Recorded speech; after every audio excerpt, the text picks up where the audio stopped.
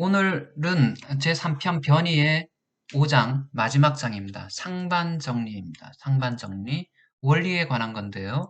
네, 한번 보도록 하겠습니다.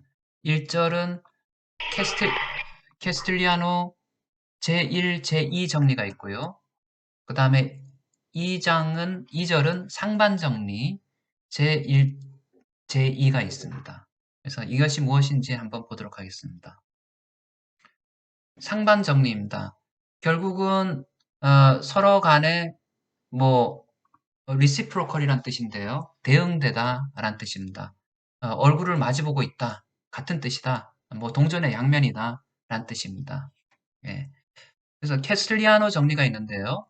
우리가 캐스틸리아노 정리는 뭐냐 하면은 우리가 에너지를 탄성 영역이란 것은 요게 직선이라는 얘기고요. 선형 이고 비선형은 곡선이 휘었다라는 얘기입니다. 선이 아니다, 형태가 선이다라는 것은 요거 밑에 걸 얘기하는 거예요. 선이 아니다라고 하면 비선형이라고 부릅니다. 아닐 비자를 써서.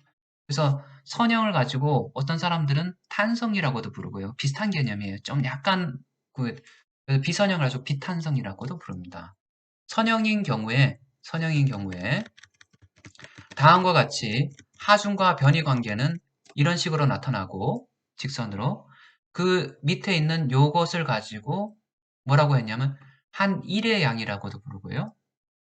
이게 외력이 한 1의 양, 내력이 한 1의 양, 내력이 한 1의 양은 에너지라고 부르는데 그 에너지를 변형 에너지라고 했습니다. 예, 바깥에서 한 1의 양은 에너지와 같았고요. 근데 그 에너지가 구조물의 변형으로 벌어진 에너지라면, 발생한 에너지라면 어떤 사람들은 그 에너지를 약자를 U라고 씁니다. U. 예. 그래서 W 한 1의 양과 에너지라고 합니다. 그것은 요것의 면적이다. 근데 이 면적을 우리가 미분의 개념으로 썼을 때 W라는 것은 U와 같고 그러니까 내부 변형 에너지죠. 같고 U라는 것은 P 곱하기 델타의 형식으로 누적되는 것이다 라고 했습니다. 그렇다면은 이 에너지를 델타에 대해서 미분하게 된다면은 델타에 대해서 미분하게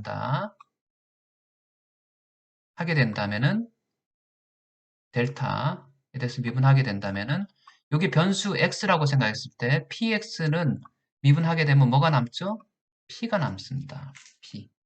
네, p. 그잖아요. 그죠?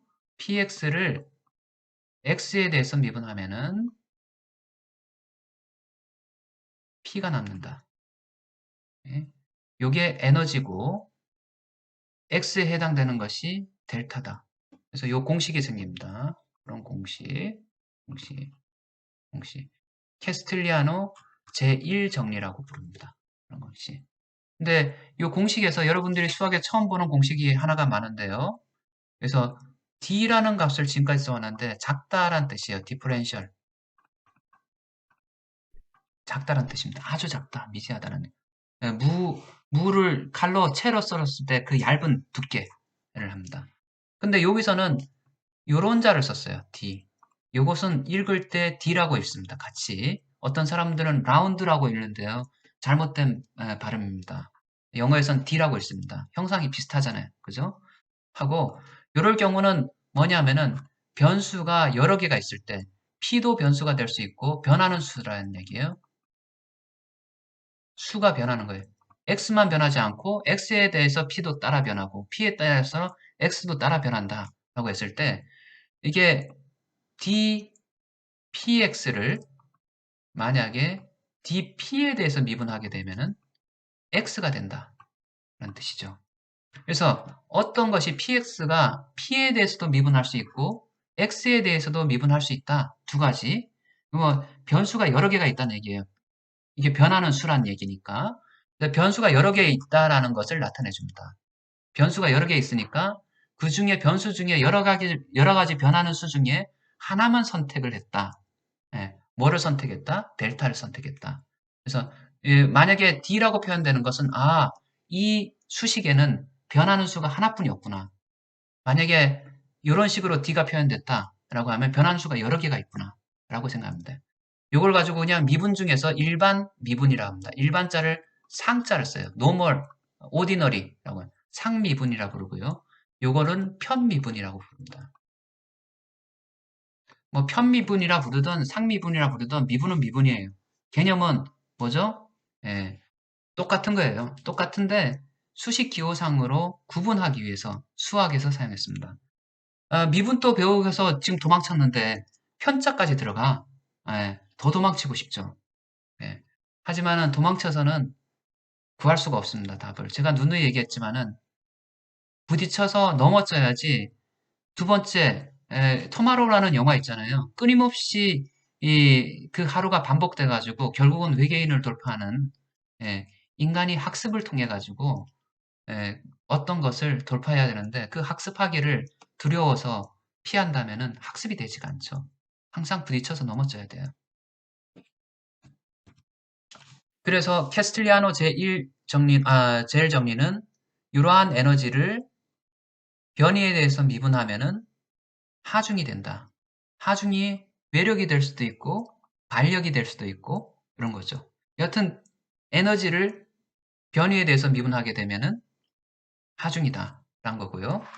자, 캐슬리아노 제2정리는 우리는 결국은 변이를 많이 구하는 거니까 변이를 구하는 거니까 캐스틸리아노 제2정리는 에너지를 하중에 대해서 미분하면은 변이가 된다 라는 얘기입니다. 이게 제2정리예요. 하중을 구하는 것은 제1정리, 변이를 구하는 것은 제2정리입니다. 예. 그것은 왜 요게 원리가 성립되냐 하면은 우리가 조금 전에 한 일의 향은 요거였었는데 요것을 x라는 변수에 따라서 요거는 변수가 x가 변하면은 p 값이 자동으로 변하는 수입니다. 그래서 변수라고 얘기하지 않고 p자를 x를 변수라고 하면 요거는 종속 변수 따라가서 그냥 움직인다. 요거는 변수라 부르고요. 요거는 종이된 변수라고 합니다. 그래서 종으로 속한 변수입니다. x가 델타가 변하면 p가 변한다. 라고 해서 요거는 인디펜던트 독립 변수라고 부르고요. 요거는 따라서 변한다. 델타가 변하면은 p도 따라 변하니까요. 그런 용어를 수학에서는 씁니다. 그래서 요 면적을 가지고 x에 대해서 미분을 해가지고 p를 구했습니다. 그런데 요 면적에 대해서는 p가 변하면서 델타가 따라서 변하는 거잖아요. 이때는 p가 변하면은 델타가 따라서 변합니다. 이때는 p가 독립변수고 델타가 종속변수입니다. 나중에 수학할 때 이런 단어들이 들어옵니다. 수학을 고등학교 때 이런 단어를 배우나? 모르겠네. 그래서 그런데 탄성 영역에 있을 때는 요 사각형의 면적의 반반씩 해가지고 요런 면적, 요런 면적입니다. 근데 밑에 있는 면적은 우리가 1과 에너지라 그랬습니다. 그러면 요것도 1과 에너지 아닙니까? 라고 하면 요거는 요것의 짝꿍 에너지, 짝꿍 1이라 부른다. 그걸 그래서 공액 에너지라 부릅니다. 공액이란 단어가 짝꿍이라고, 커플이란 단어라고 했잖아요. 그죠? 그래서 공액 에너지를 미분하면은 이게 된다. 그런데 이 에너지가 원래는 공액 에너지를 써야 되는데 그냥 에너지를 쓴 이유는 뭐냐면은 공액 에너지, 공액은 U 스타, 별표를 그립니다. U 별표. 스타라고도 쓰고요. 별표를 가지고 좀 고상한 말로는 우주에 있는 별, 이래서 우주를 영어로는 에스트로라고 합니다. 에스트로, 우주인. 예, 예. 에스터리스크, 에스트로넛이 우주인이라는 뜻입니다. 우주란 뜻입니다. 에스트로가. 그래서 U 에스터리스크, U 별표가 U와 같다라는 뜻입니다. 에너지가 공역 에너지와 탄성일 경우는 서로 삼각형이니까. 그래서 캐스틸리아노 제1정리, 제2정리를 배웠고요. 저 밑에 설명이 있습니다. 공역 에너지와 변형 에너지가 서로 같아. 변형 에너지는 요거를 얘기하고 공역 에너지는 요걸 얘기했다. 그림으로 항상 보는 거예요. 자, 이런 이론들이 이제 유도를 했고 실제로 해보니까 그렇게 돼가지고 결국은 캐스틸리아노 제2정리는 앞에서 배웠던 단위 하중법과 동일한 것 같아. 단위 하중법과 결국은 풀어보니까 단위 하중법을 배웠는데 단위 하중법과 같은 개념이더라. 예. 왜냐하면은 여기 이게 나와요. 똑같은. 그리고 축변형도 단위 하중법과 동일하더라. 변이를 구하는 방법이 카스틸리아노 제2 정리인데 그 제2 정리는 결국은 단위 하중법과 같더라 라고 합니다. 예. 그래서 카스틸리아노 정리를 써서 풀어야 돼 라고 하면은 여러분들 단위 하중법을 써서 풀면 되는 거예요. 예. 왜냐하면 원리가 같으니까. 그래서 문제가 좀 많아요. 예. 그래서 뭐 설명들이 쭉 있는데 이 사람들이 이렇게 썼네요. 공무원 7급 시험에 나왔네요. 음, 카스틸리아노 정리를 사용해서 구조물의 처진과 처진각을 구하는 방법에 대한 설명으로 옳은 것은 입니다. 카스틸리아노 정리는 요거니까 그죠? 그래서 구조물의 변형 에너지를 어떤 하중에 대한 편미분한 것은 그 하중에 상관하는 변이와 같아. 그래서 편미분이라는 단어를 썼네요. 상관도 없지만 여하튼 변형 에너지를 하중으로 나눠준 것은 결국은 어,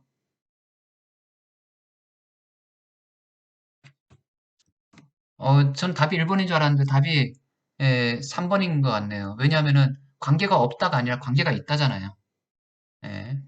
그리고 가상하중을 작용시켜야 한다라고 했을 때 그 하중에서의 변이를 계산하기 위해서는 2번이 맞네요. 저 또 틀린 건지 답이 3번인 줄 알았는데 답이 2번이라 나왔네요. 예. 그래서 요게 잘못 썼네. 요게 3번이라 써야겠네. 헷갈렸습니다. 3번. 요게 3번에서 P를 할 때는 P에 대해서 처진각을 계산할 때는 모멘트에 대해서 미분해줘야 되는 거고요. 그 다음에 처짐을 계산할 때는 하중에 대해서 미분을 해줘야 됩니다. 잘못 썼네요. 자, 캐스틸리아노 정리를 구하는 거 여러 문제가 많이 나와 있는데요. 여러분들 예제를 연습 문제로 내도록 하겠습니다.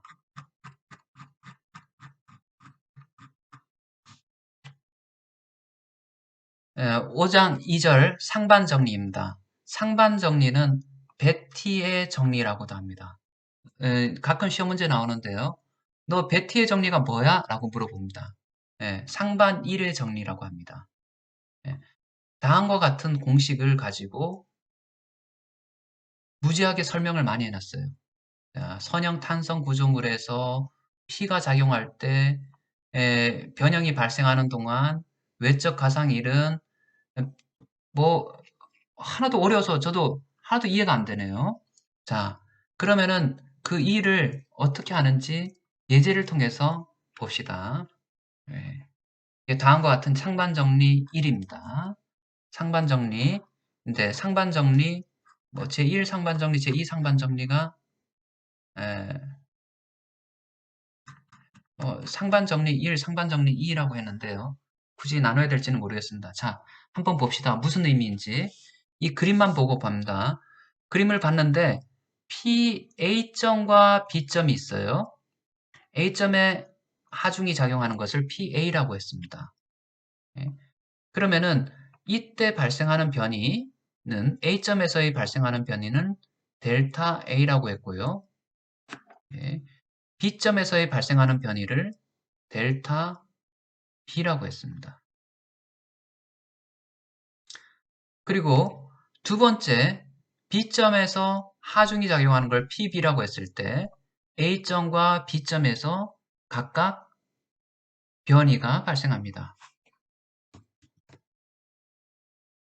그러면 A점에서 발생하는 변이를 델타 A, B점에서 발생하는 변이를 델타 B라고 했습니다. 그런데 이게 요거는 하중 A에 의해서 발생한 델타 A고 요건 하중 B에 의해서 발생한 예요. 구분을 해주기 위해서 어떻게 구분해 주냐면은 D에다가 이것은 A에 의해서 발생한 하중 변이다. 요것은 B점에서의 하중에 의해서 발생한 변이이다. 이렇게. 요것은 A점에 하중이 작용할 때 발생한 B점에서의 변이다. 요것은 B점에 하중이 작용할 때 발생한 B점에서의 변이이다. 기호에 대한 정의가 있는 거예요. 델타 I J라는 것은 J점에서 하중이 작용할 때 I점에서의 변이다 라고 합니다. 네. 이렇게 영어로는 I 하고 due to 뭐 때문에 J 때문에 발생한 I점에서의 변이다 라고 얘기합니다. 이러한 기호 약속이 있어요. 그러면은 무슨 얘기냐면은 자, 다 써봅니다.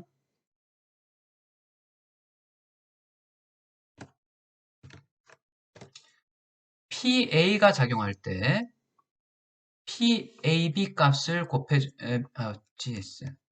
PA가 작용할 때 PAB 값을 곱해준 것은 무슨 얘기냐면 PA가 작용했는데 PAB 값을 곱했어요. 얘는 A점에서 변이가 발생했지만 불로소득이란 거야. 가상으로 PA를 놨을 때 가만히 있는데 PB에서 발생한 변이잖아요. 그죠? 불로소득이죠? 공짜로 얻은 겁니다. 요것을 곱한 것은 PB가 있다고 생각했을 때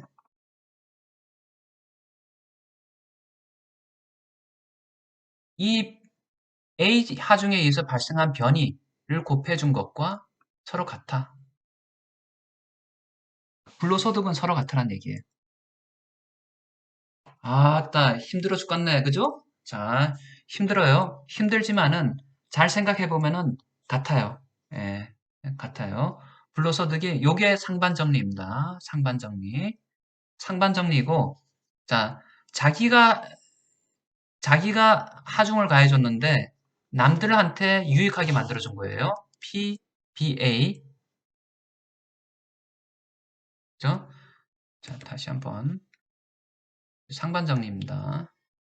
유도가 되긴 하는데요. 제가 유도를 넣지는 않았습니다. 자, PA 하중에 의해서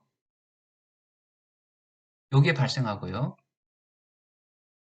PB 하중에 의해서 요게 발생합니다. 변이가. 그런데 우리가 1이란 것은 이 PA의 하중과 같은 방향으로 변이가 발생해야지 1이라고 부릅니다. PB와 같은 방향으로 변이가 발생해야지 1이라고 부르는 거예요. 자, 그래서 요거를 좀 복잡하게 여러 가지로 나타낸 것을 이런 식으로 나타내요. 같은 말이에요.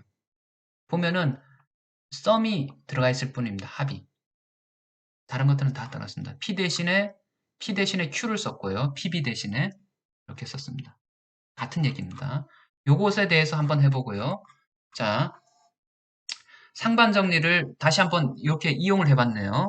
문제를 풀어봤네요. 어떻게 풀어봤냐면 상반 정리, 베티의 상반 정리 어떻게 이용하는지 한번 봅시다.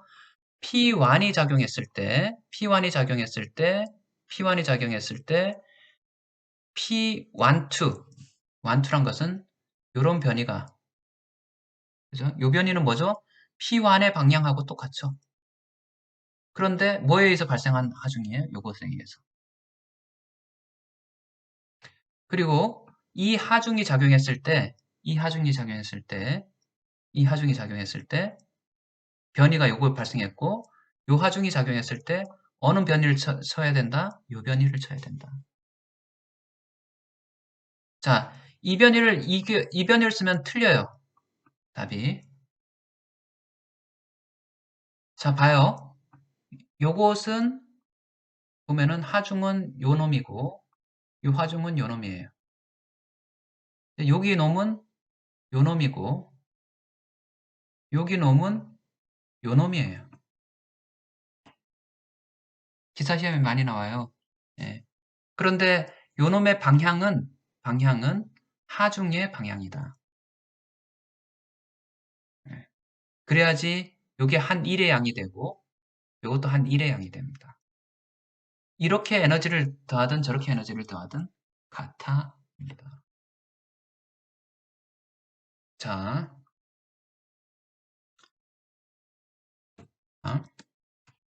자, 베티의 정리가 상반 1의 정리라고 했어요. 상반 1의 정리. 1. 왜냐하면 요것이 1이니까. 예, 그래서 베티의 정리라고 했습니다. 근데 맥스웰의 정리라는 게 있습니다. 맥스웰, 사람 이름이에요. 맥스웰의 상반 정리는 뭐냐면 상반 1이 아니라 상반 변위의 정리입니다.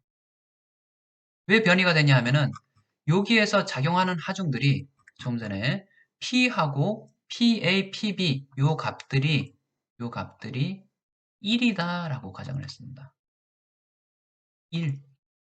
예, 1 단위 하중이다 라고 하면은 그 수식은 이렇게 작용합니다. 예, 왜냐면 P 값이 Q 값이 1이 됐으니까.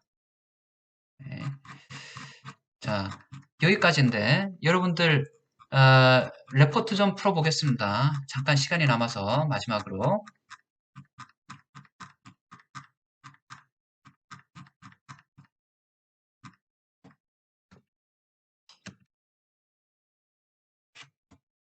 자, 답에서 다음 표에서 설명하는 것은 무슨 정리냐 했습니다. 캐스틸리아노 1정리,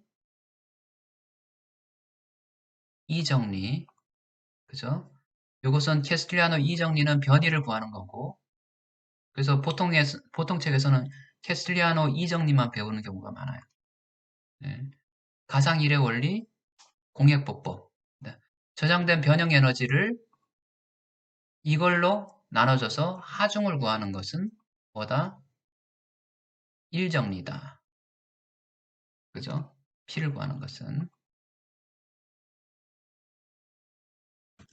자, 이 문제는 재료가 탄성적이고 탄성적이란 것은 공액 에너지하고 변형 에너지가 서로 같다라는 얘기고 후쿠이 법칙을 따른다는 것은 선형 구조물이라는 얘기고요. 직선으로 나타낸다는 얘기고 지점 친화와 온도 변화가 없을 때란 얘기는 지점 친화와 온도 변화에 의해 가지고 변형이 발생하지 않고 오로지 하중에 의해서 변형이 발생한다는 얘기고 PN에 의해서 변형되는 동안 PM, 이게 P하고 Q라고 볼 수 있는 거죠. P에 의해서 변형되는 동안 Q가 하는 외적인 가상일은 예, P에 의해서 변형되는 동안 아니, Q에 의해서 변형되는 동안 P에 의해서 하는 외적인 가상일과 같아 라는 얘기입니다. 이걸 PQ, PQ에서 서로 간에 일이 서로 같아. 일이 서로 같아 라는 얘기는 뭐죠? 상반 1의 원리. 상반 1의 원리는 뭐라고 부른다? 베티의 법칙이라고 부른다. 라고 했습니다. 상반 변이의 원리는 뭐라고 법칙이라 부른다? 맥스웰의 법칙이라고 부른다. 카스틸리아노 정리는 에너지를 미분함으로 인해 가지고 제1정리 하중이 나오고 제2정리 변이가 나온다. 가상 1의 원리, 최소 1의 원리. 예, 예, 그렇습니다. 다음 문제는 다음과 같이 단순보에서 요 하중이 작용할 때, 요 하중이 작용할 때 시켰더니 A점과 B점에서 각각 회전각이 발생했어요. 회전각의 단위는 사실은 단위가 없어요. 라디안은 단위가 아니에요. 그냥 비율일 뿐입니다. 단위가 없어요. 왜냐하면 라디안이란 것은 반지름으로 그 원주를 나눠준 거기 때문에 길이를 나눠준 거기 때문에 단위가 없어요. 그래서 사실은 0.01, 0.12라고만 비율로 나타냅니다. 그래서 일대 A 지점에 3을 작용시켰다면은 B 지점에서의 처진각은 얼마냐? 라고 했습니다. B 지점에서의 처진각은 얼마냐? 라고 했어요. A를 작용시켰더니 2를 작용시켰더니 얘가 0.08, 0.12가 나왔어. 그럼 만약에 3을 작용시켰다면은 B 지점에서의 값은 얼마냐? 이렇게 물어봤습니다. 예. 자, 어떻게 문제를 풀었는지 봅시다. 자, 이렇게 나왔네요.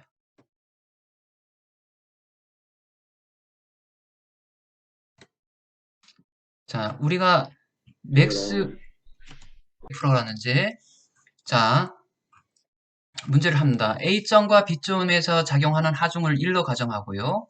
맥스웰의 상반 변위의 정리를 적용이 가능합니다. 왜냐하면 하중의 크기가 1이니까. 하중일 때는 맥스웰의 상반 정리는 단것 같고요. 그 다음에 모멘트를 1을 줬을 때는 회전각이 서로 같다는 얘기입니다. 세타 AB, 세타 A. 그래서 여기에서 1을 줬을 때 발생하는 에, 세타 A점에서의 이 값은 여기서 1을 줬을 때 여기는 A점이죠. 이건 B점이고 때 세타 B에서 발생하는 잠시만요. 미안합니다. 좀 수업이 엉망진창인데 미안합니다. 그래서 이 값은 세타 AB, 세타 BA고요. 우리 회전각을 구하니까 예, 세타 AB 값은 단위 모멘트가 작용할 때 회전각이고 그죠? 그러니까 모멘트 2가 작용할 때는 0.08이 나왔으니까 세타 AB 값은 1이 작용할 때는 AB 값은 얼마가 나온다? 0.04가 나온다.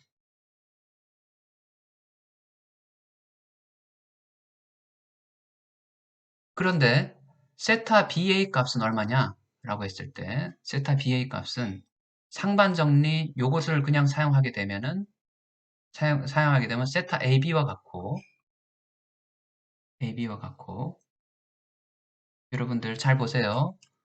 그 다음에 우리가 3이라는 하중을 작용시켰으니까 3이라는 하중을 작용시킬 때는 세타 BA의 값에 3을 곱해주면 된다.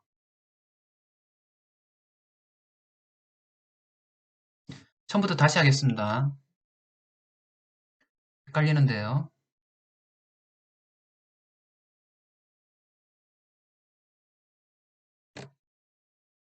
자, 세타 값을 구하라. 문제는 뭐냐면은 여기에 3이 가해질 때 요 세타 값은 얼마냐?